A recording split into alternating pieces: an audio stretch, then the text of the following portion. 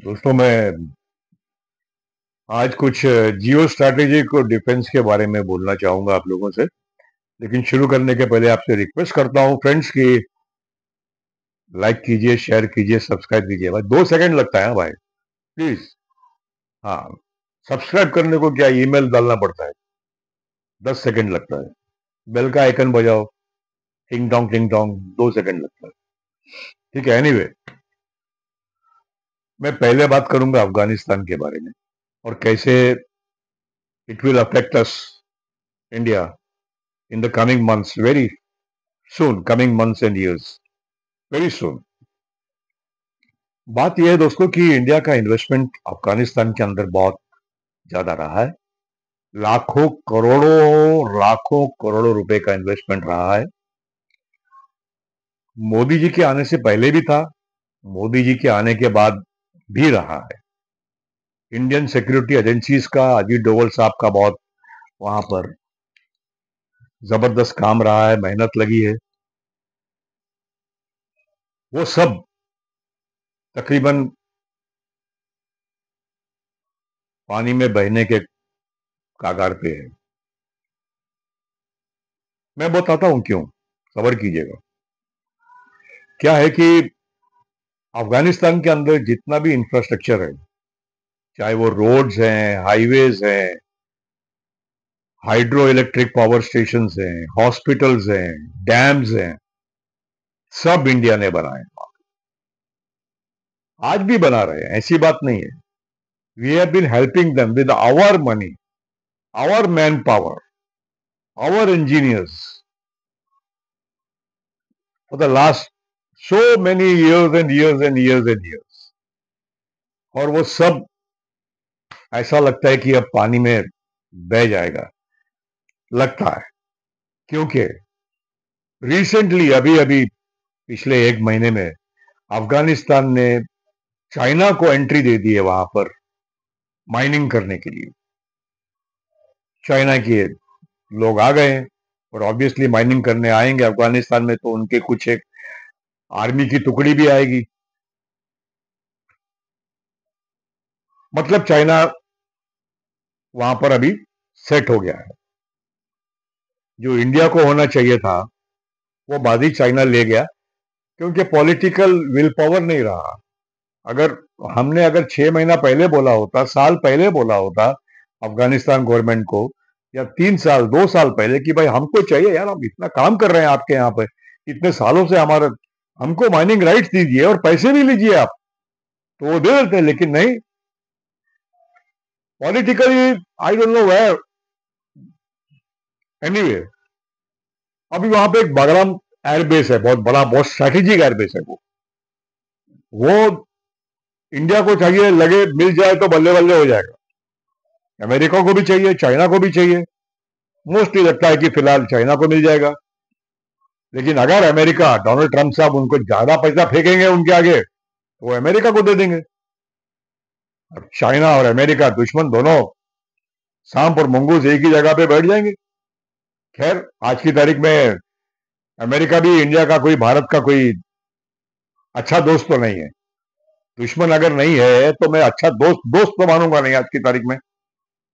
China तो दुश्मन था, दुश्मन है और दुश्मन रहेगा भारत का। और अगर वो बेस अमेरिका को भी मिलता है, बगरम एयरबेस, तो भी हमारे लिए फायदा नहीं है, नुकसान ही है, क्योंकि आज की तारीख में अमेरिका पाकिस्तान को हेल्प कर रहा है। तो और अगर चाइना को मिलता है तो इंडिया को बहुत भारी पड़ जाएगा, बहुत भारी पड़ जाएगा। जी हाँ। तो मतलब है कि पूरा इतने सालों की मेहनत, लाखों करोड़ों रुपए के पैसे, गवर्नमेंट के खीसे के पैसे तो नहीं है, हमारे पब्लिक के ही पैसे है ना, वो सब जो वहां पे लगाए, सब wastage, because of the intention of the political executive. The highest political executive is not proactive. I'll use the word proactive. Okay. Point number 2, Balochistan, Pakistan का। वहां भी ऑब्वियस है, बोलने की जरूरत नहीं है कि बलोचिस्तान में जो भी इतना अपीवल हुआ है, बलोचीज आ, पाकिस्तान आर्मी के खिलाफ हो गए हैं और पाकिस्तान आर्मी को इतना मारा है पिछले इतने सालों में, कितने सारे सोल्जर्स मार दिए गए हैं उनके। बलोची भी मरे हैं, ऐसी बात नहीं है। पाकिस्तानियों ने भी तो बहुत जुल्म किया है बलोचियों के ऊपर, ऐसी बात नहीं है कि ऐसे ही हो गया है। लेकिन वहां भी गेम अभी अपने हाथ से निकल गई है, तकरीबन तकरीबन फिलहाल तो ऐसा लग रहा है, क्योंकि ऑपरेशन सिंदूर के बाद जो आधा दाढ़ी करके छोड़ दिया मोदी जी ने पाकिस्तान को, वो भारी पड़ गया है। आसिफ मुनीर भागा सीधा डोनाल्ड ट्रंप के पास अमेरिका में, और उसके पैर पे गिर गया, भैया वो माए बाप आप ही हैं, आपको जो चाहिए आ जाओ, बलोचिस्तान आप ले लो। उसने क्या पत्ता फेंका भाई, अमेरिका को बोला, डोनाल्ड ट्रंप को, बलोचिस्तान आप ले लो, वहां के जमीन से मिट्टी से जो भी मिलता है, मिनरल्स मिलता है, जो मिलता है आप ले लो। America was happy, CIA was happy, Donald Trump was happy, they accepted the offer. अब अमेरिका आके वहां बैठ गया। अब अमेरिका के साथ तो Indian security agencies, India can't play any games. तो तकरीबन वो भी इतनी हमारे मेहनत और इतना काम करने के बाद भी हमारी सिक्योरिटी एजेंसी, अजीत डोवल साहब, पैसा भी तो ऑब्वियसली लगा ही होगा, because of the non proactive, lazy and lax attitude of the political executive. आपको मालूम है इसका असर क्या पड़ता है psychologically, mentally, emotionally on the arm forces and the security agencies? They get demoralised by all this things, क्योंकि वो अपनी जान पे खेल करके, अपना इतना दिमाग लगा करके क्या क्या करते हैं देश के लिए, और फिर वो political executive just sits on the table and just doesn't bring it to its logical conclusion in the proper time, because everything has an expiry date. आप एक सेरिडॉन भी लेने जाओ दुकान में, कोई भी दवा, तो उसके ऊपर एक्सपायरी डेट लिखी होती है भाई। आप पार्ले जी का बिस्किट भी लेने जाओ तो उसके ऊपर भी एक्सपायरी डेट लिखी होती है भाई। तो हर चीज की एक एक्सपायरी डेट है, चाहे अफगानिस्तान में आप कुछ कर लो, बलोचिस्तान में कुछ कर लो। अब आया मैटर पीओके के ऊपर। अमित शाह तो बोल चुके हैं पार्लियामेंट में कई बार कि हम पीओके लेके रहेंगे, लेके रहेंगे, लेके रहेंगे, पीओके हमारा है। मैं बोलता हूं पाकिस्तान ऑक्यूपाइड जम्मू एंड कश्मीर है, वो सिर्फ पाकिस्तान ऑक्यूपाइड कश्मीर नहीं है, पाकिस्तान ऑक्यूपाइड जम्मू एंड कश्मीर है। ऑपरेशन सिंदूर में पूरा मौका था लेने का, 4 दिन की बात थी, हमारे आर्म फोर्सेस ले लेते, लेकिन वापस से वही था, विल पावर पॉलिटिकल एग्जीक्यूटिव का नहीं था, नहीं था। वो आधा दाढ़ी करके छोड़ दिए। लेकिन ये मौका अभी आएगा, दोस्तों याद रखना मेरी इस बात को, ये वीडियो को सेव करके रखो। हाँ बॉस, ये बहुत जल्दी आएगा, 4 या 6 महीने के अंदर ये मौका लगेगा। पाकिस्तान फिर कोई गंदी हरकत करेगा, क्योंकि चाइना, अमेरिका, टर्की, ये सब उसको मतलब भर रहे हैं सामान, डिफेंस का, लड़ाई का, इंडिया को अटैक करने का भर रहे हैं उसके पास लेटेस्ट, और वो हरकत करेगा। तब देखना है कि इंडिया क्या करता है।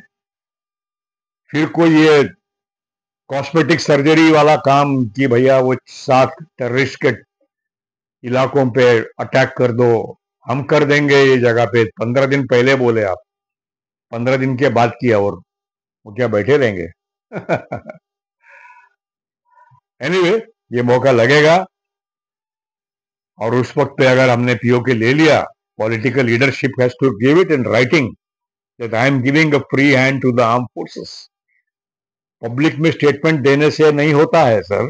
म्युनिसिपैलिटी के एक डिपार्टमेंट से दूसरे डिपार्टमेंट में अगर कोई लेटर जाता है तो वो डिपार्टमेंट के हेड को साइन करके देना पड़ता है वो डिपार्टमेंट में, फिर जाकर के वो डिपार्टमेंट में फिर जाकर के वो काम होता है, बोलने से नहीं होता है। चाहे वो 25,000 का 10,000 का काम क्यों ना हो, ये तो वॉर है। तो अगर मोदी जी ने बोल दिया कि मैंने फ्री हैंड दे दिया, तो क्या वो रियली दे दिया, लिख के दिया है?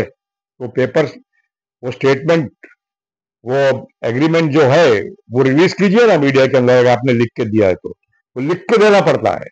कि these are the goals, they have to be achieved by the armed forces, by the army, navy, air force, security agencies within this stipulated time frame.